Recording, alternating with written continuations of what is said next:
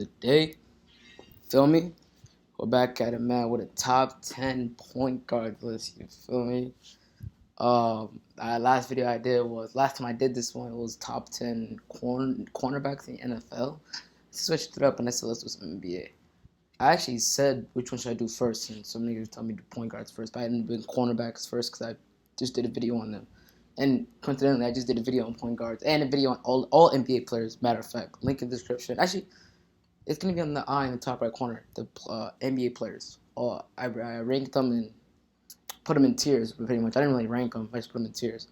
But without further ado, man, here's number 10, man. Number 10, we got Ben Simmons. People like SGA, Jamal Murray got left out. I know you probably would say Jamal Murray's better than Ben Simmons, but I don't know, man. First all-team all defense. That's like elite level defense, bro. And he made it hard on Trae Young. Did Trae Young drop 40 or 39 and whatever on him? Yeah, he did. But then Trae Young shot 5 for 23, like 7 for 23. So if you're going to say Trae Young dropped them off, you got to say Ben Simmons locked them up too for some games, you know what I'm saying? And Trae Young, we just saw him drop 40 on, Milwaukee on another first team all defensive player, Drew Holiday, who also got snubbed from this list, who could have been a top 10 point guard. But Ben Simmons averaged 14.3, 7.2 rebounds a game, and 6.9 assists on 55 30% from three, and 61.3% from the free throw line. 30% from three, don't get it twisted. It wasn't like he shot many threes. I think he made 1 3 this year out of like 3 or 4 attempts. That's his big issue. He's scared to shoot. Not that he can't shoot. He's scared to shoot, bro. That's what it is. It's a confidence thing, bro. And if he doesn't get it fixed up there, I'd say Philadelphia has to get rid of him. But 3-time All-Star, 2-time first-team All-Defense, including first-team All-Defense this year in 2021. Rookie of the Year back in 2018. I think Donovan Mitchell still should have won it, but that's a different subject for a different day. In the playoffs this year, he averaged 11 points, 7 rebounds, 8 assists on 60% from the field, no threes attempted, so 0% from three, and 34% from the line, which is the worst, I believe, in NBA history since like 1980 or some shit like that. I think it might just be the worst ever. And there's people like Ben Wallace and Will Chamberlain and Shaquille O'Neal. So that's just to name a few. And he shot the worst free throw percentage out of anyone. He's a point guard. A guy's supposed to have his ball in his hands. Very disappointing, but he barely snuck into my top 10, man. Without further ado, let's get to number 9. Ja Morant, man. Probably one of my top 5 players in the NBA right now. I'd have to say Luka, in the order Luka, LeBron, CP3, Ja. Shit, probably Kyrie Irving.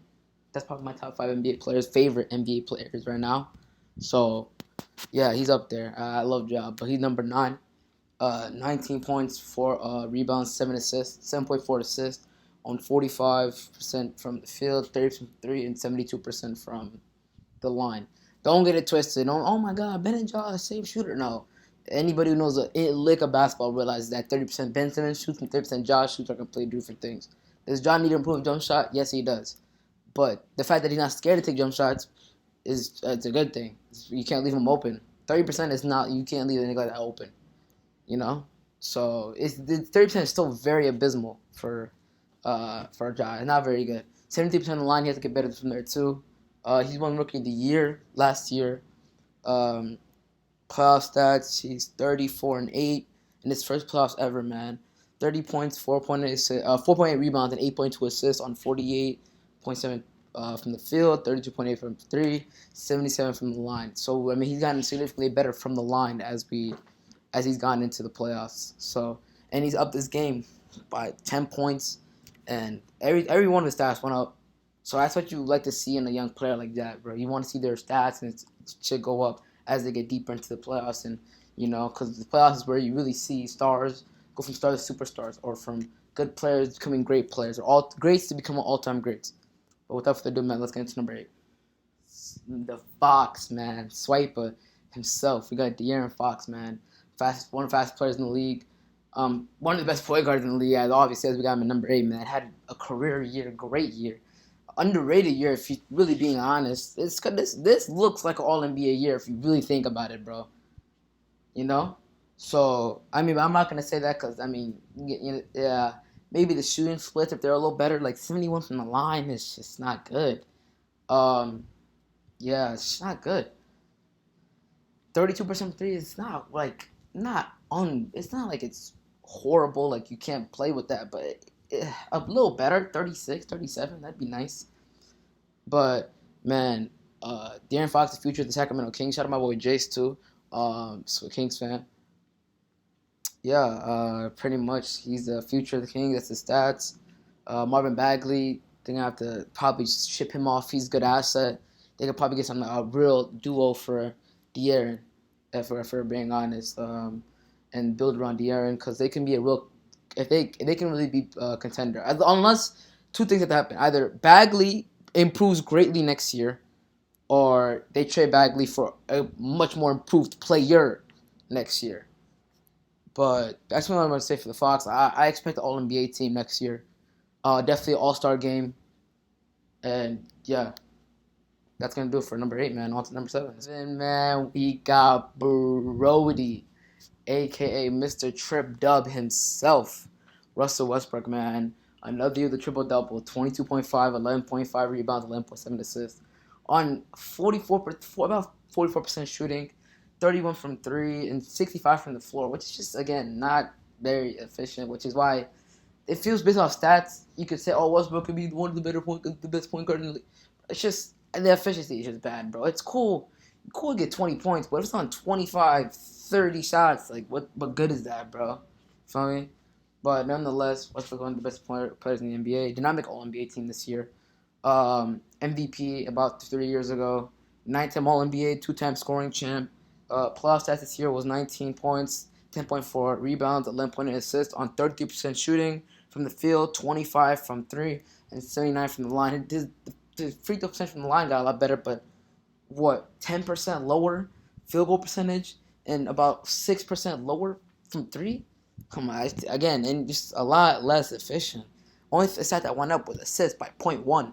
So he played worse in the playoffs in 5 games than he did the regular season. But 5 games is a small sample size, but that's kind of what you're going to get. Just a lot less efficiency. A lot of stats, but not a lot of efficiency. There's a game he had a 20-point triple-double, and he went 3 for 19. Like, bro, I don't know. Westbrook is a frustrating player, bro. But he helped the Wizards get back into playoff contention, so I credit him from that. Him and Bradley Beal. But, man, that's what we're going to do all for Brody, man. Best rebounding guard ever. That's about it, man. And I'm on to number 6. Fly that ice. You feel me? Yes, sir. You know the game. You know the vibes, man. You got Ice Trae, man. Trae Young at number 6. Man, the villain the NBA needed that absolutely nobody asked for is fucking Trae Young, bro. 25 points, 20.3 points per game, 3.9 rebounds, 9.4 assists on about 44% shoot from the field, 34 from 3, and about 88 from the line. All-Star team this year, I believe. If not, I'm pretty sure it was this year, yeah.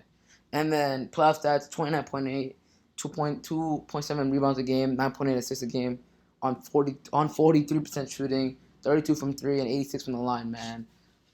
This guy, man, if he can get these five, if he can, they're down 3-2 right now currently as I'm making this video to Milwaukee because he didn't play Game 5, and it's kind of messed up because, that's the game they kind of needed. So if Trae would have played, they would have taken that 3-2 lead. They would have gone back to Atlanta up 3-2. I believe they're going to win Atlanta tomorrow. They're going to win in Atlanta tomorrow. But nonetheless, he's had a crazy game. He's had 40-point games against the Knicks. Had 39-11 versus Philadelphia. Had 48 in Game 1 against 48-11 in Game 1 versus the Bucks. Man, this guy is on a mission this year. I believe he probably, you could say he kind of got snubbed for an All-NBA, but it'd be tough because, Chris Paul, you say maybe you replace him with Chris Paul, but Chris Paul was 4th, 5th in MVP voting. It's kind of hard to keep up a guy like that out of All-NBA contention. Then it's Kyrie Irving. Kyrie Irving averaged 50, 40, and 90. So it's kind of tough to say he shouldn't be on there. And then, obviously, Steph and Luka, you're not going to argue taking Trae over either of those two. And then Bradley Beal. Bradley Beal was. I think Bradley Beal's case for second or first team All NBA would have been much stronger had he won the scoring title, but obviously Steph Curry got that. Nonetheless, Trae Young's a demon. One of the best up and coming. Atlanta definitely did. I don't want to say they lost. They definitely won the trade between him and Luka. Most of that because he's the better player, because he's not. It's because they got Cam Reddish after that. So to get another player on top of that, and Trae Young being, I would say, like, if not, he's not on the level of Luka's. Luka's a top 5 player, and Trae Young's not there. He's a top 15, top 20 player. But for that to be that level and then get something like Cam Reddish on top of it, I think the Hawks definitely are very content with the trade they made. Very ecstatic. But Trae's going to be the future of the Hawks. And probably, who knows, might represent the East this year. Without further ado, man, let's get into number 5. Brother Kyrie, man. Brother Kyrie Irving, man. Probably, I don't know. Probably one of the better point guards in the NBA ever. 27, 4, and 6 on 4.8 and 6 assists on 50, 40, 90. I think that's the ninth player to get 50, 40, 90.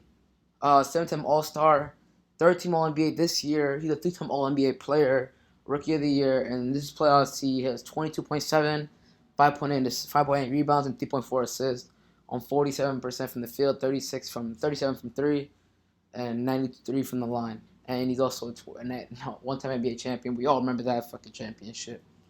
Kyrie played. If Kyrie played instead of Harden, they definitely would beat the Bucks. Personally, that's what I think.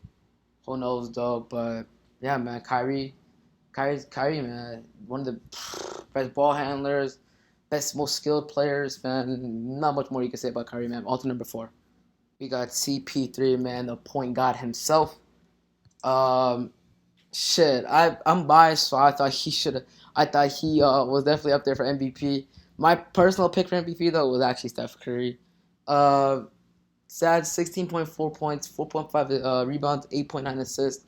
On surprisingly he was pretty much what point 0.5 away from being 50, 40, 90 club this year, which is crazy. I didn't even think of that. Like I didn't when I was like looking at these stats, trying to get these stats. I was like, damn, I knew Kyrie was 50, 40, 90, but I did not know Chris Paul was this close to 50, 40, 90. He's my first. Obviously, his stats are not MVP stats. Maybe if he has 21 points per game, 20 points per game, you could say, and maybe 10 assists instead of 8.9. You could probably say something like, yeah, he could have been MVP. But it's the fact that what he got in the Suns. Obviously, the Suns are not nothing without him. Like they're obviously something without him. They won 8 games in the bubble. They're 1 game away from playoff contention last year. With the development of Aiden getting even better, I think they probably made the playoffs this year with even like Lonzo Ball. But to make the finals. Shit, man, and probably be the champion. That's a lot of credit to CP3, man. But nonetheless, he was second team All NBA this year, 11-time All Star, 6-team still champion, 10-time All NBA, 9-time All Defensive Team. Playoff stats: he 18.1, 4 rebounds a game, 8.7 assists on 47, 40, 90 splits. And yeah, man, CP3 the point guard, hopefully getting his first ring. But shit, man. Shout out CP3, man. But on to number 3. Lillard, Dame Time himself. Fuck is you talking about? Oh my God, watch. Still have one. He has one of the greatest platforms I've seen in my life, and a loss ever. Like that shit was insane. When he did to Denver that day. Yeah, man, one of the most gifted 3-point shooters ever. One of the gifted scorers ever, bro. This guy, at the point guard position at least. This guy is. Oh, what can I say about him, bro? 28.8 points per game, 4.2 rebounds, 7.5 assists on 45% from the field, 39% from 3, and 92% from the line. 6-time All-Star, 6-time All-NBA, Bubble MVP, Rookie of the Year. He was also second-team All-NBA this year. Playoff stats: 34, 4, and 10 on 46% from the field, 44% from 3, and 94% from the line. Yeah, man, he needs to get. All I gotta say is he needs to get up out of Portland. He's never gonna be in that all-time great discussion without getting up out of Portland because he'll never get the rings to back it up. Yeah, he'll probably if he stays in Portland for 13 years, he'll probably have about 11, 12 All NBAs, 11, 13 All Stars. He'll have MVP. He'll probably end up with a couple MVPs. He'll end up with everything without a ring, and then he'll be in the same situation as CP3, a guy who could be 7, 8 all-time point guards, but without a ring, is just never gonna crack top 5. I have CP3 in my top 5 point guards, but obviously a ring would probably solidify him in about everybody's top 5 point guard list. But yeah, man, y'all probably surprised why I have Damian Lillard at 3 instead of 2, since it's always Dame versus Steph. But Shit. Y'all gonna see number 2 right now. Let go. Number 2, probably my favorite player. When LeBron and CP3 retire in the next 3-4 years, this will be my favorite player in the NBA, probably by far. Luka Doncic, man. He got voted in as a guard, so I'm not considering that nigga a shooting. I'm not considering this nigga a shooting guard. I'm considering this nigga a point guard. So he got voted in as a guard. So yes, he is better than Damian Lillard. Um, 2 first-team All-NBAs in his first 3 years in the league. Youngest player on this list. Top 5 player in the NBA to me. He's like 4 or 5. I put Damian Lillard 9, 8. He's still ahead like Embiid and maybe Kyrie, but like that's about. I don't even put Kyrie in my top. Maybe that might be a different story for different video for a different day. But nonetheless, 27 points, 8 rebounds, 8 assists, 8.6 assists on 47, 35, 73 splits. He has to shoot better from the line. 2-time All-Star, 2-time first-team All-NBA, first-team All-NBA this year. Playoff stats: 35, pretty much 35, 8, and 10 on 49, 40, 50. 50% from the line is pretty fucking atrocious. I'm not gonna lie. He has to get better at that. He could have easily averaged 40 this year, series, if he would have just against the Clippers. If he would have shot better from the free throw line, shot 75, 80%. So hopefully he improves on my free throw percentage this year, and this hopefully improves. He needs another star. I don't know if Kristaps is the guy, because Kristaps not gonna get enough touches. So they're not gonna give Kristaps enough touches because Luka's like the system, bro. Luka's think of if LeBron and Larry Bird like they cultivate like a son. Like that's Luka, bro. Like think of LeBron, not like that. LeBron and Larry Bird mixed. That's what Luka is, bro. LeBron's free throw shooting and shooting in general, but Larry Bird's passing and probably LeBron's passing actually because he's close to. He's pretty. I would say he's higher than like Larry Bird passing. I think he's like closer to LeBron passing, but you get the point. In 10 years, I believe he will be in the GOAT discussion for sure. Yeah, man, that's how good I think this guy is really gonna be, bro. But without further ado, man, let's get into the best point guard in the NBA. Y'all probably know. Actually, y'all do know who. We got Stephen Wardell Curry, bro. Second greatest point guard of all time, in my opinion. Shit. Damn near, I would say, had he won the MVP this year, he probably would have been a top 10 player of all time. To be honest, because I have him right over KD at 11. Curry's at 11 for me. I think 11 or 12. That's right. I have a video on that, actually. Y'all can just scroll down my channel. Y'all find it. I dropped like a week or 2 ago. I have that video up there. I have top 25 players of all time. I did 2 parts to it. He's in my second part. I think he's at the he has the start of my second part. No, end of my second part. First part I meant. End of my first part of that video. So just go to the part 1. Fuck you watch both part 1 and part 2. They're both bangers, bro. Y'all can go fuck with those. This year he averaged 32, 5 rebounds, 5.8 assists. He almost got the worst thing. He to a playoff berth. Lost to Memphis in the play-in. He had like 40 something in the play-in. They were double teaming him. This guy is insane, bro. One of the greatest, this is probably one of the most skilled players ever, bro. This guy is just insane with the basketball, bro. There's nothing this guy can't do. 7-time All-Star, 7-time All-NBA, 2-time scoring champ, 2-time MVP, 3-time NBA champion, and he was first-team All-NBA this year, man. But that's gonna do all for the video, man. As always, man, if there's any other list you want me to do, any in top 10, let me know in the comments below. Like, share, subscribe if you're new. It's your boy, Timing, man. And until next video, man, I'm out. Bow!